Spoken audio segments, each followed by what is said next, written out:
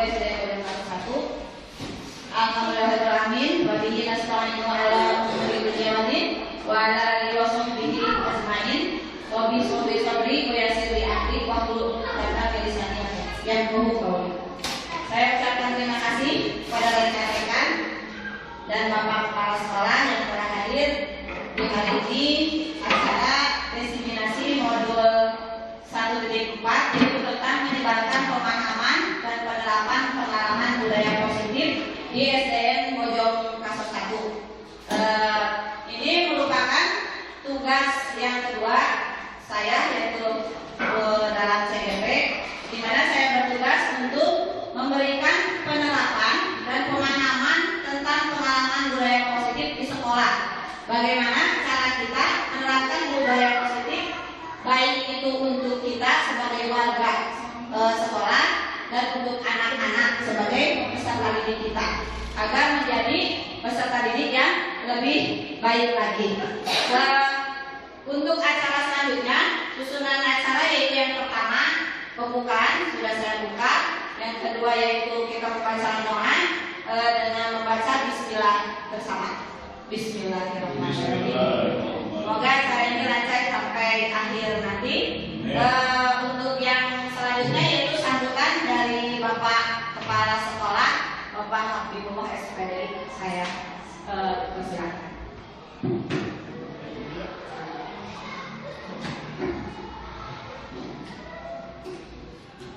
Assalamualaikum warahmatullahi wabarakatuh. Alhamdulillahirobbilalamin wa bihi nasta'in ala umuri dunya wa din. Wassalatu wassalamu ala asyrofil anbiya'i wal mursalin wa ala alihi wa sahbihi ajmain. Terlebih dahulu kita panjatkan puji dan syukur kehadirat Allah Subhanahu wa taala. Shalawat dan salam semoga dilimpahkan kepada junjungan kita Nabi Muhammad sallallahu alaihi wasallam.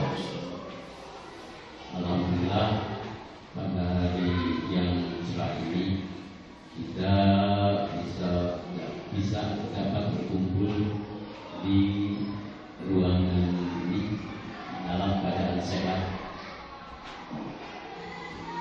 Bapak dan Ibu guru, pada kesempatan ini alhamdulillah untuk SDN Bojong Kasos ada yang masuk, ada yang masuk CGP. Alhamdulillah, mudah-mudahan dengan adanya salah seorang guru yang masuk CGP dapat meningkatkan KPM kita, khususnya SDN Bojong Kasos. Nah, dalam hal kesempatan ini ada tugas dari CGP yaitu tentang diseminasi. Bahkan Bapak belum tahu benar apa itu diseminasi gitu ya. Kalau nggak salah baca atau banyak sekarang banyak bisa dicari. Di sini Bapak tulis diseminasi itu adalah kegiatan yang ditujukan kepada kelompok atau target atau individu agar mereka memperoleh informasi, timbul kesadaran menerima dan akhirnya memanfaatkan informasi, menerima dan akhirnya memanfaatkan informasi tersebut. Nah, atau yang lebih singkatnya adalah proses penyebaran informasi yang direncanakan, diarahkan dan dikelola. Itu arti dari diseminasi. Mudah-mudahan dengan diadakannya perkumpulan ini atau dengan adanya diseminasi ini, kita dapat memperoleh pengetahuan baru dari seorang CGP. Jadi apa saja yang akan nanti diuraikan atau yang dicontohkan oleh CGP. Rupanya untuk sambutan dari Pak Iwan sekian saja. Wabillahi taufiq wal hidayah. Wassalamualaikum warahmatullahi wabarakatuh. Saya ucapkan terima kasih kepada Bapak yang telah memberikan sedikit pencerahan apa itu diseminasi gitu ya. Jadi sudah dibaca. Untuk selanjutnya yaitu pemaparan tentang pemahaman budaya positif di sekolah yang akan dijelaskan oleh saya sendiri, ya, Bibi Sofia. Oke, Ibu, sebelum lanjut ke materi, saya ingin bertanya dulu. Ini ada pertanyaan. Setuju atau tidak setuju apabila hukuman dapat mendisiplinkan anak? Setuju. Kalau setuju, apa alasannya? Tolong dijelaskan. Apakah betul mendisiplinkan anak itu bisa dengan menghukum anak? Tadi katanya setuju. Bisa menjelaskan alasannya? Ya, Ibu Novi. Begini, Ya. mungkin untuk anak, agar anak itu ada rasa tanggung jawab. Jadi dia bisa, kalau semisal dia salah, dia dihukum, bukan dihukum dalam artian kekerasan ya, Bu, tapi dalam wilayah pendidikan gitu, supaya dia bisa berpikir bahwa oh iya saya salah, tidak boleh mengulangi kembali hal yang sudah saya lakukan. Seperti itu. Ya, betul. Terima kasih Ibu Novi. Untuk yang selanjutnya, apakah setuju atau tidak setuju pemberian hukuman dengan hal positif seperti membaca atau membersihkan halaman sekolah dapat meningkatkan disiplin anak? Contohnya, misalnya ada anak yang kesiangan datang ke sekolah. Karena kamu kesiangan, kamu ibu persilakan membaca di perpustakaan. Harus membaca misalnya satu buku full, ya. Atau mungkin misalnya silakan menyapu, bantu misalnya bapak menjaga di sini. Apakah itu dapat meningkatkan disiplin anak? Assalamualaikum. Dapat mendisiplinkan anak, meningkatkan disiplin anak. Apakah betul hal seperti itu? Betul. Alasannya? Coba Pak Haji, menurut Pak Haji, kalau Pak Haji misalnya ada anaknya kesiangan, disuruh membaca di perpustakaan satu buku, kata-kata beres, atau membersihkan toilet, nah itu ya. Setuju mendisiplinkan anak? Menurut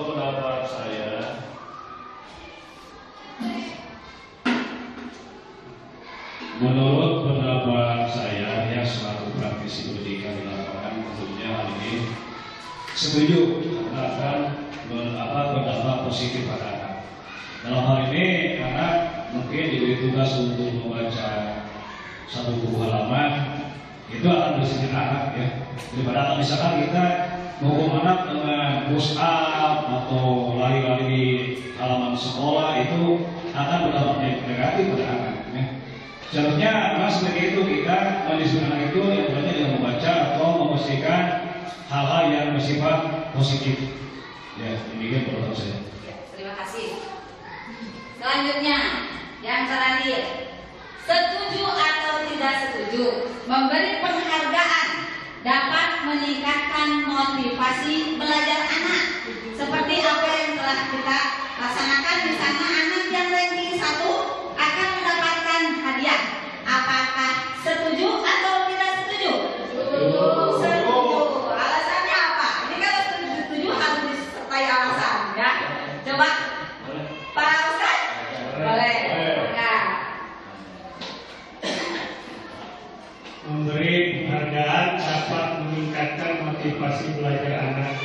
Saya sangat setuju dengan materi ini karena memang yang namanya anak itu kalau diberikan apresiasi, diberikan penghargaan, itu biasanya itu motivasinya akan semakin meningkat. Minimal dia itu akan mempertahankan prestasi yang telah diraihnya.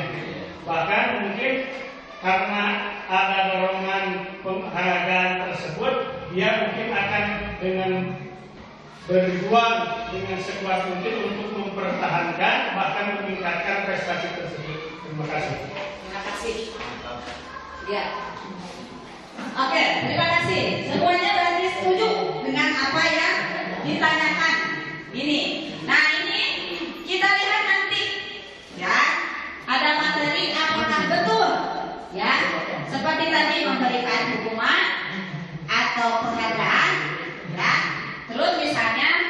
dalam hubungan positif? Setuju? Menurut ibu-ibu setuju? Kita bahas sekarang. Oke, konsep inti dari budaya positif yang pertama adalah paradigma perubahan belajar. Perubahan paradigma belajar. Yang kedua, disiplin positif. Yang ketiga, nilai-nilai kebajikan. Keempat, kebutuhan dasar manusia. Yang kelima, motivasi perilaku manusia. Yang keenam, posisi kontrol guru. Yang ketujuh, keyakinan kelas. Dan yang terakhir adalah segitiga restitusi. Nah, ini akan menjawab pertanyaan yang tadi tiga. Ya, bagaimanakah kita sebagai seorang guru? Ya, yang pertama yaitu tentang pembelajaran dengan paradigma baru. Bapak Ibu, untuk meningkatkan kenyamanan dan keamanan bagi anak ketika belajar, agar anak itu ya adanya rasa mandiri dan tanggung jawab dalam dirinya, kita harus berubah dengan pembelajaran yang baru, yaitu dengan cara berdiferensiasi. Jadi pembelajaran itu harus disesuaikan dengan kebutuhan ya, atau sesuai dengan perkembangan anak. Misalnya begini, ibu di kelas itu berbeda-beda, anak itu berkarakteristik, jadi kesami. Nah, itu ibu jangan disamakan belajarnya. Jadi harus dibedakan sesuai dengan kebutuhan anak. Seperti di kelas 1, ibu, kalau di kelas 1 ada anak yang cepat misalnya ya, ada juga anak yang lambat. Nah, itu jangan disamakan materinya, atau bahkan tempat duduknya kita rolling seperti itu. Jadi ibu harus merubah pembelajaran itu dengan keyakinan yang baru, yang sesuai dengan profil pelajar Pancasila. Ada yang sudah hafal profil pelajar Pancasila itu apa? Ada? Ya, ada apa? Profil Pancasila. Mungkin sudah mendengar lagunya. Pelajar Pancasila beriman dan bertakwa kepada Tuhan Yang Esa dan beragam mulia. Iya. Mereka goyang mandiri, kreatif dan bernalar kritis. Nah, itu jadi ibu-ibu nanti terus apa bapak?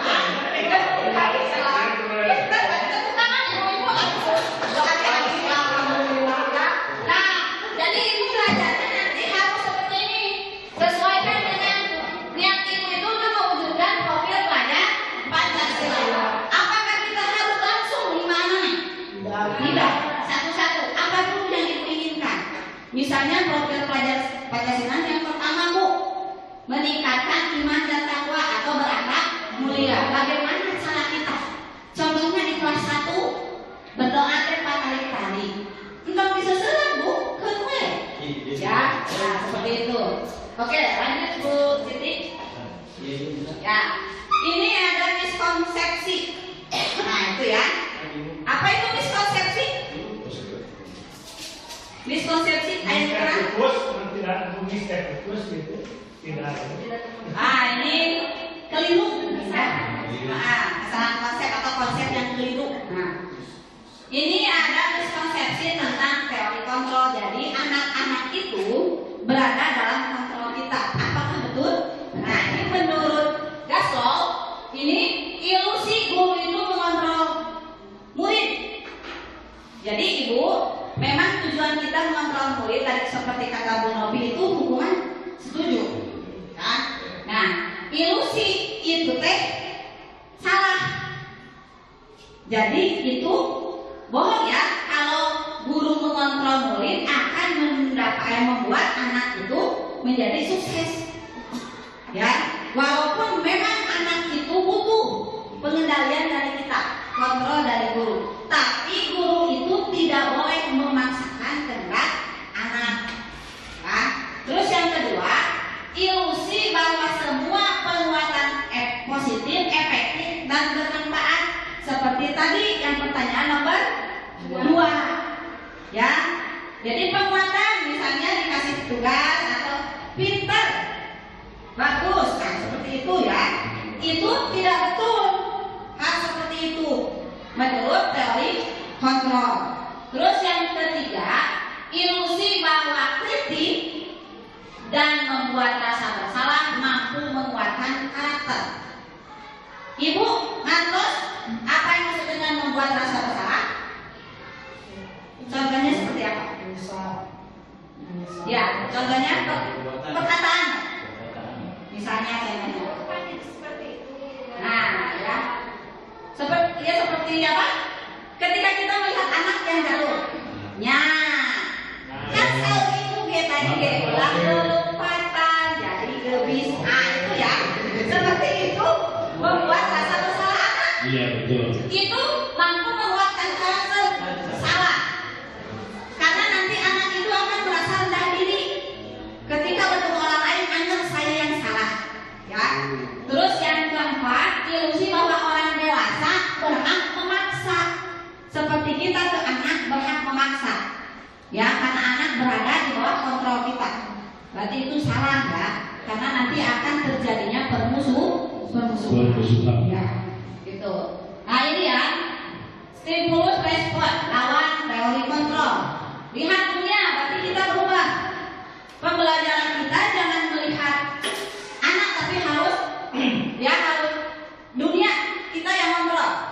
Ya. Nah, ya. Realitas kebutuhan itu sama. Betul tidak? Kebutuhan Pak Haji dengan kita sama. Misalnya Pak Haji dengan Bu Pipi kebutuhannya sama. Ya. Itu harus dihapus ya. Jadi antara kebutuhan anak yang satu dengan anak yang lain itu berbeda dalam satu kelas. Nah, berarti kita harus mengambil teori kontrol tentang dunia. Realitas kebutuhan kita itu adalah berbeda. Berarti pembelajaran kita harus berbeda, berdiferensiasi. Yang kedua, semua orang melihat hal yang sama. Keliru ya?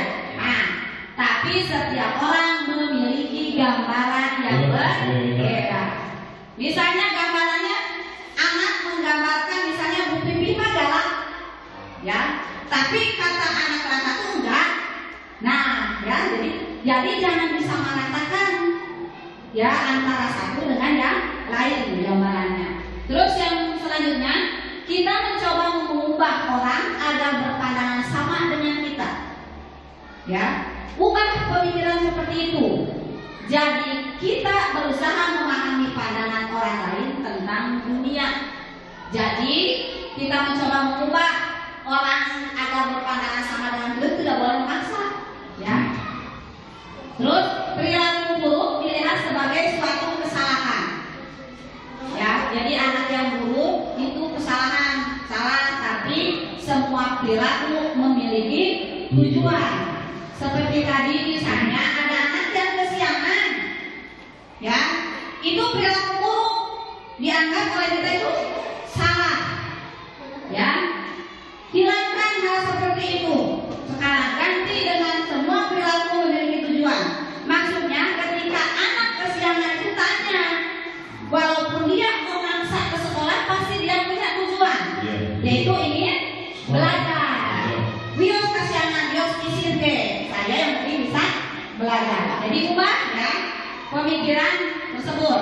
Orang lain bisa mengontrol kita, tapi ubah menjadi hanya Anda yang bisa mengontrol diri sendiri. Contohnya seperti sekarang, ya. Sekarang sudah dijadwalkan DHE harus masuk jam 7 kurang.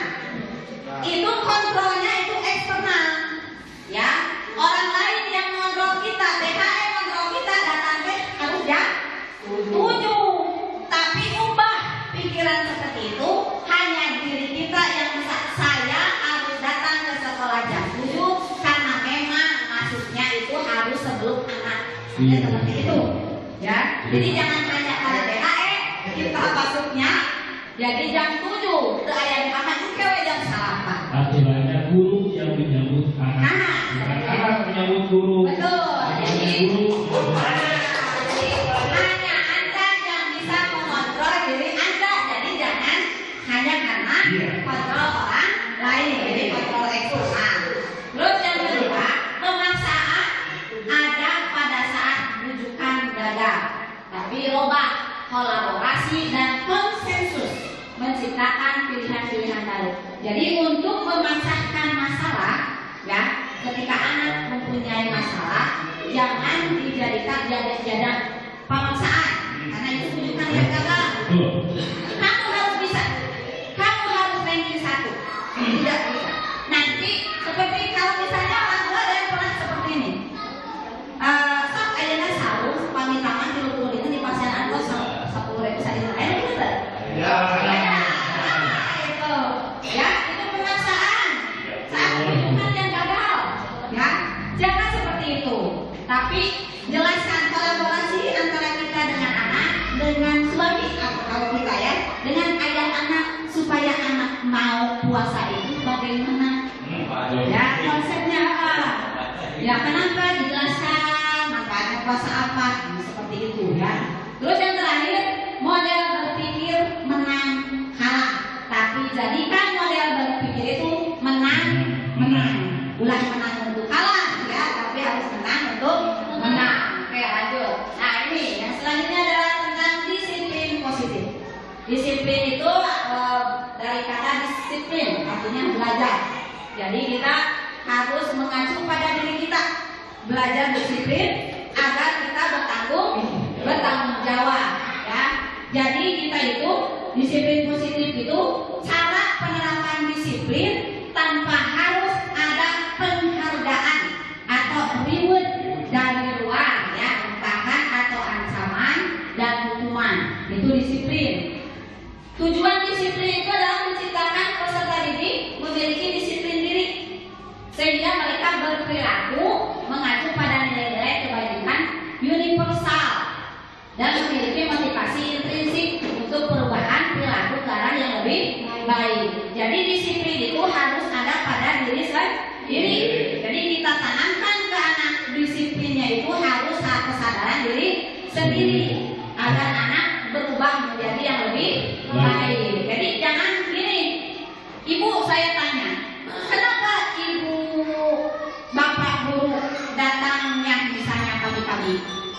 Karena takut, apalagi PNS dipotong TPP. Nah, ya seperti itu. Jadi silakan harus tanpa ada imbalan atau penghargaan atau reward. Anak datang ke sekolah dan ke selaku guru anu di tangan dikasihkan permen sabungkus. Gitu ya. Jadi kita memberikan penghargaan kepada anak itu sebetulnya tidak boleh ibu. Yeah. Jadi kalau ibu mau dalam satu kelas misalkan dia, siapa yang nilainya bagus misalnya ya, ibu kasih misalnya pulpen, itu tidak boleh ibu, diganti, harus semua itu anak dikasih. Yeah. Ya, kalau kamu mau mengikuti aturan bu guru, selesaikan dalam waktu 10 menit, bu guru kasih hadiah. Itu semua harus dikasih. Yeah. Ya, jadi tidak boleh sekarang bu, jadi dimarahin. Tidak. Misalnya Pak Hadi dikasih hadiah sama bapak, ibu pinter. Nah, itu akan menimbulkan ya. Oke, lanjut. Ini tadi katanya disiplin itu sesuai dengan nilai-nilai kebajikan universal. Yang bagaimana kebajikan universal itu adalah prinsip moral yang dianggap sebagai panduan perilaku yang baik dan benar oleh banyak budaya dan agama di seluruh dunia. Ini harus disepakati, ya. Nilai-nilai kebajikan universal ini disebut dengan profil pelajar Pancasila. Jadi disiplin anak itu harus sesuai dengan profil Pancasila yang tadi nilai-nilainya. Kata Bu Aryani tadi bergotong royong, ya, mandiri, bernalar kritis, ya, beriman dan bertakwa itu. Jadi anak itu disiplinnya kita menjelaskan harus berhubungan dengan profil pelajar Pancasila, menjelaskan ke anaknya. Lanjut. Nah ini Bu ya, mungkin sudah tahu ya dimensinya. Yang pertama adalah beriman dan bertakwa. Tapi kita harus menjelaskan pendekatan anak kepada Tuhan kita ya. Terus yang mandiri. Ini jadi proses belajarnya anak harus mandiri, harus ada kesadaran dari diri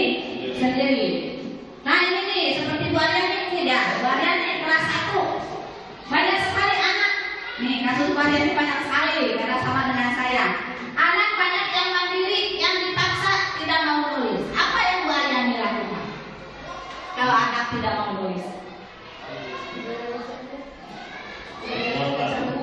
Ah ya, dengan cara menghukum.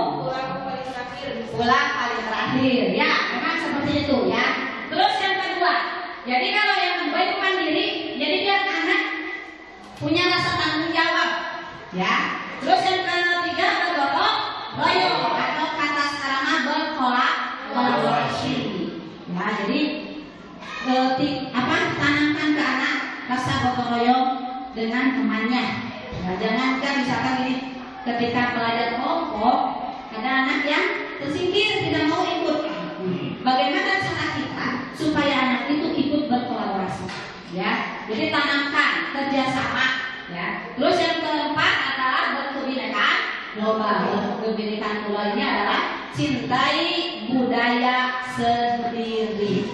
Jadi misalnya upami di dia misalnya di sini mau ada sawan, jadi ke anak tanamkan misalnya cara kita mencintai kesenian lokal. Ulah tarina misalnya tari asing. Supaya cinta ini apa yang harus kita tanamkan misalnya jaipongan. Tarinya tari jaipongan, ya. Terus calung, ya. Kalau misalnya ada main calung, ya kan begitu ya. Terus bernalar kritis. Jadi kita dituntut untuk mengarahkan mahasiswa untuk bernalar kritis. Ada bernalar kritis mau kemana? Kritis, Kalau kritis anak yang bagaimana? Rasa ingin tahu. Banyak bertanya, ingin tahu. Tanya, tapi yang berhubungan dengan Pelajaran. Oke, jadi cari informasi Bu guru. Atau misalnya ketika Pak Haji nih yang kelas 5 ya, praktek.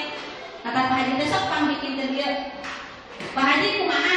Ya sampai cari sendiri. Bagaimana caranya? Mencari tahu. Mencari referensi dari yang lain. Itu yang disebut dengan cerita. Mau apa Pak Haji? Cari sendiri gitu ya. Cari sendiri. Ya. Terus yang terakhir dari kreatif. Jadi anak harus mengajari, kita itu harus mengajarkan para siswa supaya kreatif, belajar, menghasilkan karya sendiri yang original. Ya. Oke, lanjut. Ini selanjutnya yaitu tentang kebutuhan dasar manusia. Kebutuhan dasar manusia itu adalah segala sesuatu yang kita lakukan untuk mendapatkan apa yang kita inginkan. Seluruh tindakan yang kita lakukan memiliki tujuan dan semua usaha terbaik yang kita lakukan adalah dalam rangka agar kebutuhan dasar terpenuhi dengan baik. Ini kebutuhan dasar manusia itu ada 5. Lanjutnya. Yang pertama adalah bertahan hidup. Bertahan hidup itu berupa apa saja? Kesehatan psikologis. Kebutuhan psikologis, kesehatan, rumah, makanan, biologis. Contohnya seperti ini. Pernahkah Bapak Ibu menugaskan anak ketika anak disuruh membawa makan? Pernah tidak menugaskan anak membawa makanan dari rumah? Pernah. Pernah tidak ada misalnya salah satu murid yang tidak bawa bekal? Pernah. Sampai dia merebut makanan temannya. Ada tidak? Tidak ada. Atau minta? Boleh saya minta? Ada. Itu yang disebut dengan kebutuhan atau kebutuhan dasar manusia yang bertahan hidup. Kenapa anak seperti ini? Mungkin dia lapar.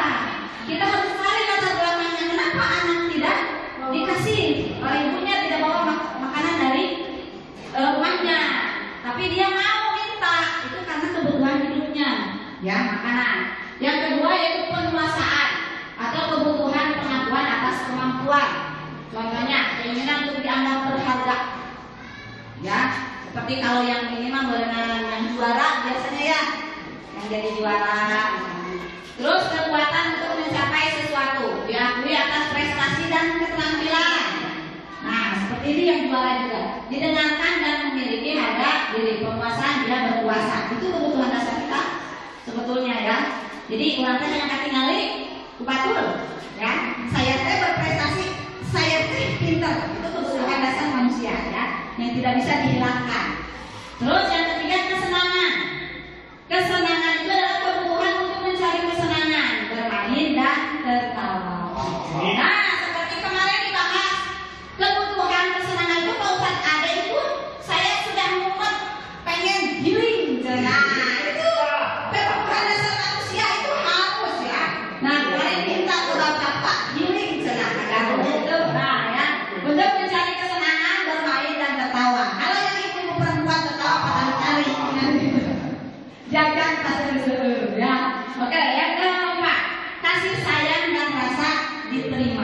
Itu yang paling banyak ya terjadi di sekitar kita, terutama pada anak. Itu anak itu kebutuhannya kasih sayang, kebutuhan disayangi dan diterima. Terus kebutuhan kita perhubungan dengan orang lain. Ada tidak di kelas bapak atau ibu anak yang suka menyendiri? Ada. Atau misalkan suka mengganggu orang lain? Ada. Ya, kita berpikiran bagaimana ketika melihat anak yang mau berapa dari sisi, ibu pikirannya apa Pak? Apa yang mendapatnya kena? Pikiran ibu yang pertama begitu melihat anak seperti itu di kelas televisi bagaimana? Mencari perhatian. Pasti punya apa ya? Bunda teh bangun-bangun teh gitu ya. Boleh kan? Menjadi tinggal di anak teh, gitu kan? Nah itu sebenarnya harus kita pahami Bu. Jadi kita tahu dulu, cari tahu dulu latar belakangnya. Mungkin dia itu butuh kasih sayang. Seperti kita banyak kasus yang ke kelas sekolah ini anak yang ditinggal ibunya, ya ke Arab, nah di TKI, gitu ya TKW, nah itu cari perhatian. Misalnya dia tadi nih yang Pak Haji ya, nolong gitu Pak. Dia cari perhatian, mungkin karena kurangnya kasih sayang dari orang tuanya. Lanjut. Nah ini teori motivasi perilaku yang berhubungan tadi dengan pertanyaan tadi. Ada yang disebut dengan motivasi eksternal, yaitu untuk menghindari ketidaknyamanan atau hukuman. Misalnya Pak Ustaz Ade datang ke sini jam 8, nah ini mah cenah orang bapak di sini hukum, nggak hormat di bendera. Pak Ustaz Ade kedah jam 7, nah itu Pak Ustaz Ade berarti motivasinya eksternal karena dia takut dihukum oleh bapak kepala, ya. Nah itu ya. Apakah itu harus kita pertahankan? Hindari seperti itu ya, Bapak Ibu terus. Yang kedua itu masih motivasi eksternal. Motivasi eksternal ya. Yang tadi yang pertama adalah menghindari hukuman, motivasi eksternal. Yang kedua itu mendapatkan penghargaan. Jadi hilangkan ya pemahaman ke anak, memberikan penghargaan. Itu maksudnya jadi harus universal, jangan hanya satu individu, jadi jangan hanya satu anak, gitu kan? Ya, gitu. Terus yang terakhir itu yang paling bagus kita harus tanamkan adalah motivasi internal, intrinsik dari dalam untuk meningkatkan disiplin kita, ya. Jadi ibu-ibu tanamkan kelas sekarang sudah mendapatkan sedikit demi sedikit ilmu, hilangkan motivasi eksternal anak, ya. Kita juga sebagai guru sama, ya. Jangan takut karena pengaruh dari luar, jangan takut karena hukuman, ya. Ya, DHE sedang guru mah DHE. Namun Bu Nopima cenah seueur bapak, gitu ya. Nah, tapi tanamkan diri kita, ya disiplin dalam diri, yaitu intrinsik. Oh iya, kalau kata Pak Rudi itu kalau di tapakurannya karena memang udah kewajiban kita, kata Pak Rudi. Jadi memang kita itu harus karena berada di dunia pendidikan harus mengikuti apa yang ada aturannya dari zaman, ya. Itu ya. Sekarang lanjut. Nah ini nih, ibu pilih mana ya nanti saya kasih ini. Perbedaan hukuman, konsekuensi dan restitusi. Kalau hukuman mah tidak berencana, tiba-tiba, nah seperti apa yang memang saya juga itu sering melakukan hukuman. Anak yang masuk siang jengkel di depan, seperti itu ya, itu hukuman karena tidak terencana oleh kita. Terus murid yang tidak tahu apa-apa, jadi murid itu tidak dilibatkan oleh hukuman. Jadi bisa berupa fisik atau psikis, ya itu hukumannya. Seperti tadi push up, ya, lonjang, gitu. Terus konsekuensinya terencana atau disepakati sesuai peraturan. Contohnya seperti apa, Bapak Ibu kalau konsekuensi? Kita makan di kelas, Ya, kita harus ngepel, ya betul konsekuensi. Betul kata Pak Ade. Konsekuensinya, jadi kalau kamu makan di kelas bersihkan kelasnya. ada kesepakatan. Nah, betul ya. Jadi guru juga harus menonton.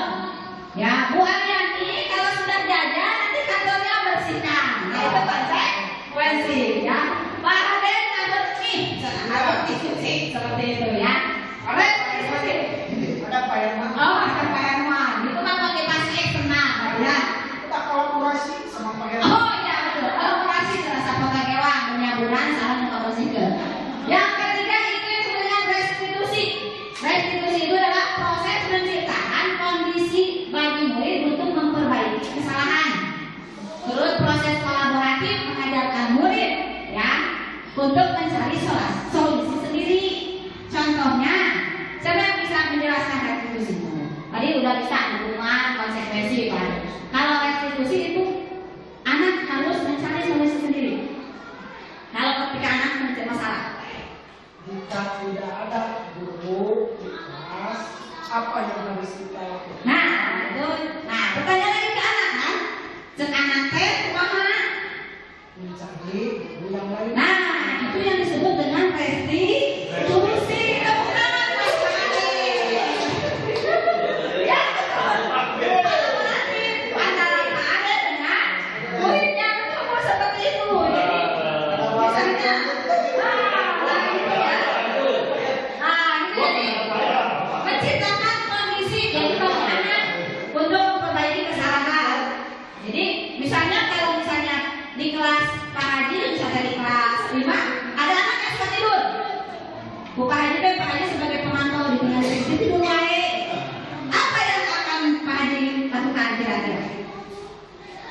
Membangun anak, kemudian anak disuruh cuci muka. Cuci muka itu mah konsekuensi ya. Konsekuensi karena kamu tunggu wae supaya kita jadi cuci muka itu konsekuensi.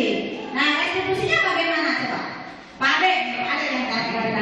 Pak Ade, kalau di kelas Pak Ade ada yang suka tidur, Pak Ade pemantau dilihat di tanah teh jangan tidur wae, ya. Apa yang harus Pak Ade lakukan dengan cara restitusi? Kita tanya ke Bapak terlebih dahulu. Saya. Misalnya, Pak saya bertahan terus main HP. Nah. Ini nasihati oleh kita. Usahakan kalau main HP itu kita harus di waktu. Itu restitusi disebutnya, ya. Jadi kita harus mencari dulu latar belakang si anak. Jangan ngomong kamu tidur keluar cuci muka. Nah itu ya, dicari dulu solusinya kita. Misalnya berarti harus mengurangi misalnya dan yang main HP, berarti HP-nya dikurangi di batas waktunya. Ditanya ke anak, ada validasi tindakan. Apakah hal tersebut yang kamu lakukan di kelas betul salah tidur di kelas? Salah kata anak, ya. Nah jadi seperti itu yang disebut dengan restitusi. Saya tanya, ibu memilih mana? Hukuman, konsekuensi atau restitusi? Restitusi. Nah, katanya kolaborasi antara ibu dengan siswa. Iya, nih. Kata Raja Dewantara yang disebut dengan merdeka itu artinya tidak hanya terlepas dari perintah, akan tetapi juga cakap membuat pemerintah diri sendiri. Ya, jadi perintahnya jangan hanya dari perintah dari luar, tapi harus ada perintah dari dalam.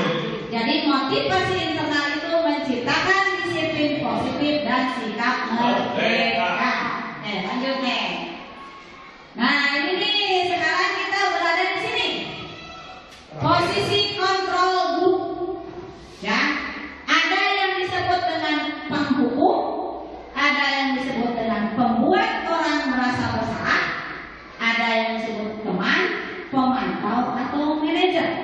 Kira-kira Bapak Ibu mau milih yang mana? Ya manajer.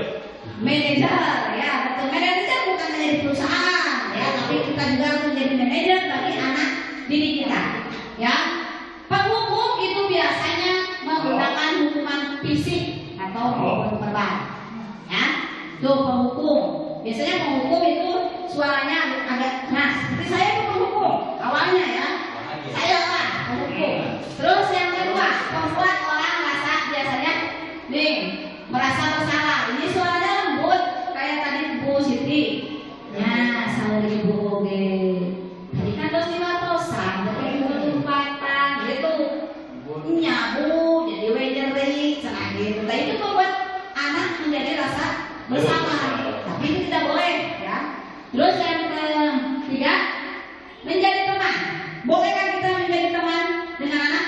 Mulai. Nih, Boleh. guru pada posisi ini tidak akan menyakiti tetap berupaya mengontrol murid melalui persuasi. Jadi boleh kita menjadi teman bagi anak didik kita, tapi harus dengan batasan tertentu. Jangan sampai anak menjadi istilah kata teh curangnya, kaguna teh gitu ya. Nah itu salutak karena selalu orang ya. Terus yang keempat, pemantau atau monitor. Memonitor berarti mengawasi. Ya, pemantau wajar ya kalau kita menjadi pemantau. Yang terakhir itu manajer. Nah ini yang paling utama, posisi kita itu diutamakan untuk menjadi seorang manajer, yaitu merespon, menunjukkan tanggung jawab kita sebagai guru ya untuk anak didiknya agar menjadi lebih baik lagi. Jadi sehingga kita dapat melihat anak tersebut, mana kesalahan anak tersebut ya. Nah seperti tadi pada restitusi. Jadi kita itu harus menjadi seorang manajer dalam memecahkan masalah, harus menggunakan restitusi. Oke.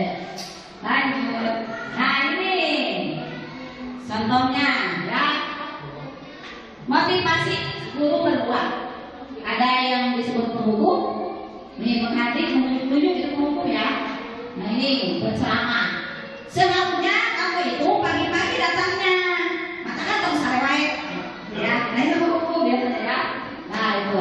Pemantau. Teman, pembuat rasa bersalah. Terus teman, pemantau, manajer. Kalau manajer mah kayak kata Pak Ade, mengajukan dulu pertanyaan. Tapi bentar lanjut deh. Ya, nah ini keyakinan kelas. Mengapa tidak peraturan saja? Kenapa harus keyakinan kelas? Keyakinan kelas. Kita ganti sekarang katanya jadi keyakinan kelas.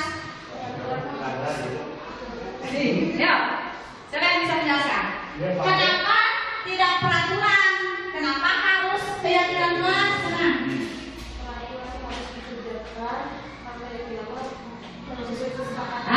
Ya betul. Kalau peraturan harus dilaksanakan, kalau tidak berarti mendapatkan hukuman. Tadi katanya hukuman tidak boleh, makanya diganti dengan keyakinan kelas. Ya, keyakinan kelas itu adalah adanya kesepakatan, adanya kolaborasi. Lanjut. Nah ini yang disebut dengan keyakinan kelas itu. Kalau keyakinan kelas nilai-nilai kebaikan atau prinsip yang disepakati secara universal, jadi umum, ya, global. Pembuatan keyakinan itu melibatkan semua warga kelas, betul ya. Adanya jelas pendapat, jadi bisa ditinjau dari waktu ke waktu. Berarti keyakinan kelasnya bisa berubah. Kalau peraturan harus seperti itu, ya. Terus pertanyaan berikut, ini keyakinan kelas. Mengapa kita memiliki peraturan 3M, menggunakan masker, mencuci tangan, dan menjaga jarak pada saat pandemi? Mengapa harus pakai masker ketika pandemi? Supaya tidak banyak virus masuk. Nah, nanti itu berhubungannya dengan kesehatan. Ya. Nah itu. Terus, mengapa kita memiliki peraturan harus menggunakan helm bila mengendarai motor?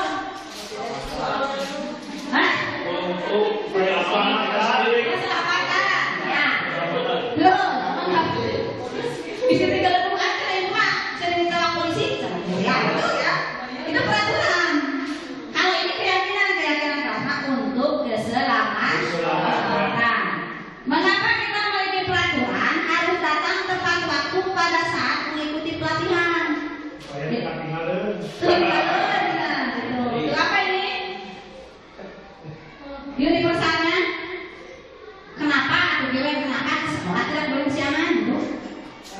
Bisa, yang pertama bisa menghambat orang lain, yang kedua ilmu yang didapatkan ketinggalan. Nah, gitu ya. Bu Siti, kenapa Bu Siti tidak boleh bersiaran sekolah? Disir. Ketinggalan pelajaran. Berarti kita harus disiplin. Nah itu universal Bu. Kalau keyakinan kelas itu universal. Kalau peraturan ada yang kata dilarang. Kalau keyakinan kelas tidak boleh. Jadi nadanya harus positif kalimat. Ya. Jadi tidak nanti kalau di kelas diubah ya Bu. Jangan peraturan kelas atau tata tertib, tapi keyakinan kelas. Misalnya 1 disiplin. Nah, Bu disiplin teh datang tepat waktu. Jadi umum. Disiplin datang tepat waktu. Pakai baju Senin hari apa? Ke sekolah harus pakai sepatu. Nah itu yang sebenarnya keyakinan kelas atau yang bersifat universal ya. Nah jadi kalau misalnya keyakinan kelas itu adalah untuk mendukung motivasi prinsip. Jadi tersiun ya. Aku mau ibu teh ulah kasihan bisi katinggalan pelajaran itu, jadi harus disiplin. Lanjut nih, peraturan kelas diganti nanti naik jadi keyakinan kelas. Kalau keyakinan kelas sudah kita terapkan, maka kita akan mendapatkan lingkungan yang positif. Terus nanti juga lebihnya itu akan meningkatkan budaya positif di sekolah. Jadi dari keyakinan kelas dulu, peraturannya diganti jadi keyakinan kelas. Oke, lanjut. Nah ini Bu, jawab deh. Yang mana yang merupakan keyakinan kelas? Yang hijau atau yang putih? Ibu, Bapak. Sok. TK Dharma Wanita Persatuan, kesepakatan kelas, datang tepat waktu mengucapkan salam, menjaga kebersihan sekolah, berdoa sebelum dan sesudah kegiatan, aktif dalam pembelajaran tertib. Yang satu lagi, kesepakatan kelas, kami guru dan murid yang saling menyayangi. B. Kami murid yang semangat belajar. C. Kami murid yang peduli dengan teman-teman. Putih. Mana yang disebutkan kesepakatan kelas? Yang putih. Yang hijau yang putih? Putih. Ya, pakai di bawah. Nah, begini yang putih. Karena di dalam kesepakatan itu ada kolaborasi antara guru dan murid sehingga warga kelas tersebut sama-sama saling mendisiplinkan diri. Oke, terus Bu Siti jangan mentang-mentang ke rumah hijau jadi bilang hijau, ya? Ya, Bu Siti, kenapa pilih hijau Bu Siti? Ya, Pak. Karena yang ini itu lebih spesifik daripada yang putih, misalnya menjaga kebersihan sekolah, berarti fokusnya masuk kebersihan. Ya. Kemudian berdoa sebelum dan sesudah kegiatan, berarti itu fokusnya ke rutinitas dalam kelas. Oh ya.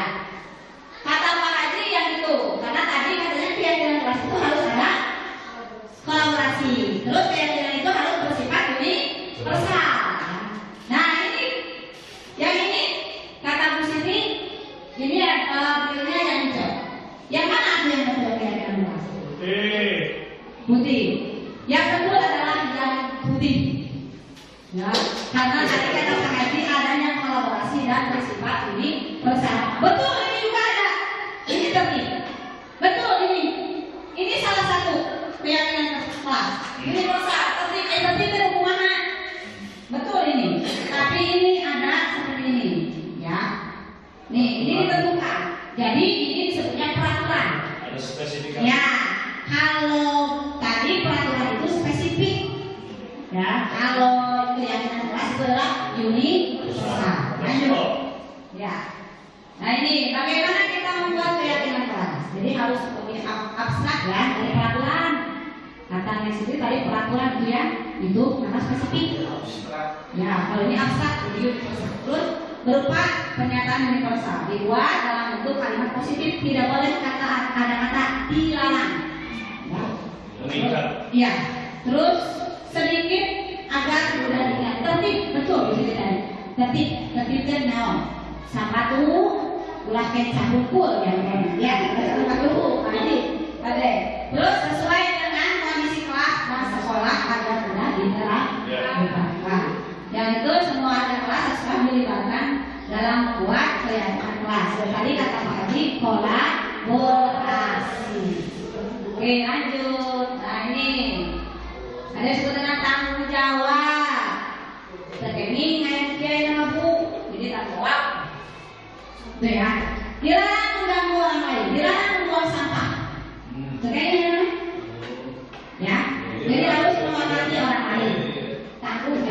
disiplin, tertib.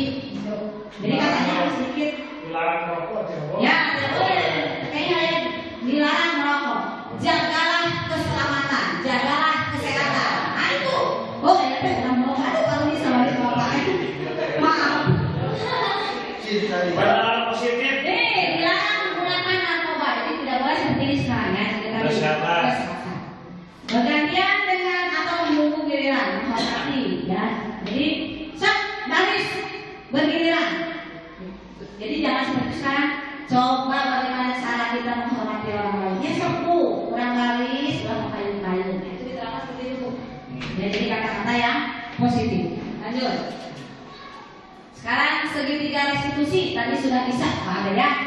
Segitiga restitusi itu adalah proses menciptakan kondisi bagi peserta didik untuk memperbaiki kesalahan yang mereka buat, serta mereka juga dapat mencari solusi dari masalah tersebut. Tadi sudah dikasih contoh ya, tidak perlu saya jelaskan lagi. Lanjut, Bu Siti. Jadi kalau restitusi itu kata-katanya jangan menyudutkan ya. Jadi kata tadi sudah pada sudah paham. Kita terapkan sebetulnya kita sudah paham ya. Kalau materi tadi cuma kita susah untuk menerapkannya. Kita terapkan sedikit demi sedikit. Ini. Nah ini yang disebut dengan segitiga restitusi. Ada yang disebut dengan validasi kebutuhan, menstabilkan identitas dan menanyakan keyakinan. Yang pertama, yang harus kita lakukan untuk mencari solusi dalam permasalahan yang timbul itu adalah menstabilkan identitas. Jadi ditanya dulu, kata Pak Ade, Purkon, kenapa kamu datang di kelas tidur? Nah, itu menstabilkan identitas. Apa dia seperti itu? Terus validasi kebutuhannya ditarik ke Pak Ade, gitu ya. Apa kamu di rumah suka tidur malam atau main HP? Pak Ade dijelaskan solusinya. Menurut kamu supaya kamu di sekolahnya tidak tidur, apa yang harus kamu lakukan? Ya Bu, mengurangi main HP, tidurnya dikurangi misalnya di jam 11 jadi jam 8. Itu yang disebut dengan validasi kebutuhan. Terus menanyakan keyakinan. Menanyakan keyakinan seperti ini. Kata Bu Mafrida, Ari Purkon kedepannya mau seperti apa? Kalau kamu tidur di kelas, kamu nanti kedepannya bagaimana? Itu harus seperti itu Bu. Jadi tanyakan. Jadi segitiga restitusi tadi sudah ya Pak Ade sudah kuat. Ya sudah menstabilkan identitas, validasi kebutuhan. Yang terakhir Pak Ade hanya kurang menanyakan keyakinannya. Apakah kamu sudah tahu kalau keyakinan kelas ini kalau di kelas tidur nanti kamu bagaimana? Itu ya. Jadi harus seperti itu. Lanjut. Nah ini kan ya yang tadi ya kontrol. Jadi tujuan kita menggunakan segitiga restitusi dalam memecahkan masalah itu adalah agar mereka atau anak itu tahu cara memecahkan masalah. Ya, artinya kolaborasi dengan kita. Lanjut. Nah ini penutup dari saya dalam penerapan program disiplin positif hendaknya dulu memiliki standar kepribadian profesional dan sosial yang baik, di mana guru mampu merefleksi dirinya dalam posisi kontrol saat ini bagaimana perjalanan dirinya sebagai among atau manajer, sehingga yang menuntut murid-muridnya menjadi insan yang mandiri, merdeka dan bertanggung jawab. Ya, jadi setelah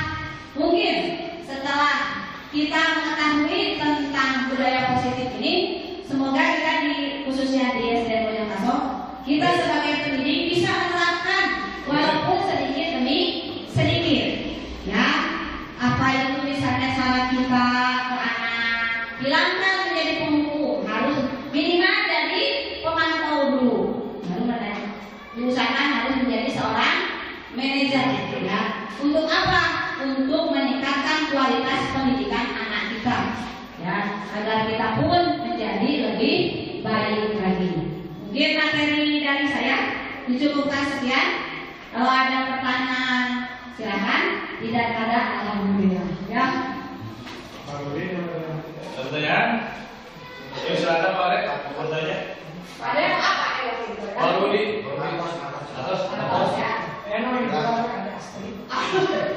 Kesimpulan, berarti kebetulan dasar manusia yang mana tanpa ada yang ingin mendekatkan musik untuk kesenangan dengan ya. Mungkin dari saya cukupkan sekian. Terima kasih atas kehadirannya, terima kasih atas bantuannya. Ya, semoga kedepannya kita menjadi lebih baik lagi. Tingkatkan kolaborasi ya. Jadi sekolah ini menurut saya, kalau saya ya pemantau ya, itu kurangnya kolaborasi antara guru satu dengan yang lain ya. Jadi kita tingkatkan kolaborasi, mudah-mudahan di sini bisa budaya positif jadi lebih baik lagi. Wabillahi taufiq wal hidayah. Wassalamualaikum warahmatullahi wabarakatuh. Assalamualaikum warahmatullahi wabarakatuh. Salam dan bahagia. Perkenalkan, nama saya Siti Nuraini. Saya merupakan guru di SD Negeri Bojongkaso 1 yang merupakan rekan sejawat dari Ibu Pipi Sophia. Nah, di sini saya akan mereview kegiatan diseminasi yang sudah dilakukan oleh CGP Ibu Pipi pada minggu lalu. Menurut saya, kegiatan diseminasi yang dilakukan itu sangat berdampak positif bagi sekolah dan lingkungan sekolah. Dengan adanya kegiatan tersebut, saya lebih mengetahui mengenai penerapan budaya positif yang harus dilakukan oleh sekolah dan seluruh pemangku yang ada di sekolah. Kemudian juga mengenai peraturan kelas. Peraturan kelas itu seharusnya diganti dengan keyakinan kelas dan disepakati oleh peserta didik semuanya.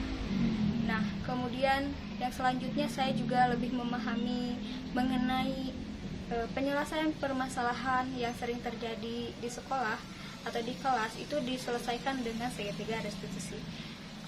Mungkin itu saja yang dapat saya jelaskan pada video ini. Demikian, terima kasih. Wassalamualaikum warahmatullahi wabarakatuh. Selamat siang, Raina. Selamat siang, Bu. Maaf mengganggu pelajarannya ya. Raina tahu kenapa Raina dipanggil sama guru ke sini? Belum tahu, Bu. Begini ya Raina. Kemarin Bu Guru mendapatkan laporan dari Pak Guru Agama. Kalau Raina ini selama pelajaran beliau jarang sekali mengikuti pelajaran agama. Apa betul seperti itu? Betul, Bu. Bisa dijelaskan kenapa alasannya? Saya takut melihat muka Pak Guru Agama yang galak dan melotot. Jadi saya malas mengikuti pelajaran. Galak sama melotot. Tapi Raina suka pelajaran agama. Oh, hanya karena Pak Gurunya galak. Nah, Raina tahu kalau apa yang dilakukan Raina itu sudah melanggar keyakinan kelas. Raina itu harus rajin ke sekolah. Kenapa? Nanti akibatnya itu akan pada Raina juga. Tahu akibatnya Raina kalau tidak masuk sekolah, tidak mengikuti pelajaran agama. Nah, apa saja coba akibatnya Raina tidak masuk kelas? Nilainya akan jelek. Atau mungkin Raina juga tidak akan naik kelas karena Pak Guru tidak akan memberikan nilai sama Raina. Mau seperti itu? Tidak mau. Coba Bu Guru tanya. Kalau Raina memang tidak mau seperti itu, apa yang harus Raina lakukan? Rajin sekolah dan mengikuti pelajaran agama. Nah, bagus. Selain itu apa lagi? Mau meminta maaf sama Pak Guru Agama? Mau. Berjanji ya, tidak mengulangi lagi ya. Nah, Raina, jadi Ibu minta Raina sekarang berubah. Nah, kenapa Raina harus berubah? Karena untuk kebaikan Raina juga. Kedepannya Raina jangan seperti itu lagi ya. Nah, Raina sudah berjanji akan meminta maaf, tidak akan mengulangi hal itu lagi ya, agar nanti Raina nilainya menjadi lebih baik ya. Selain itu juga Raina akan mendapatkan pelajaran agama. Kenapa pelajaran agama itu nanti bekalnya ke depan itu akan global. Jadi buat Raina juga, mumpung Raina sekarang masih kelas 5 SD, jadi mempelajari agama itu akan memperkuat keimanan Raina juga ya. Jangan diulangi lagi. Mau Raina tidak naik kelas? tidak lihat.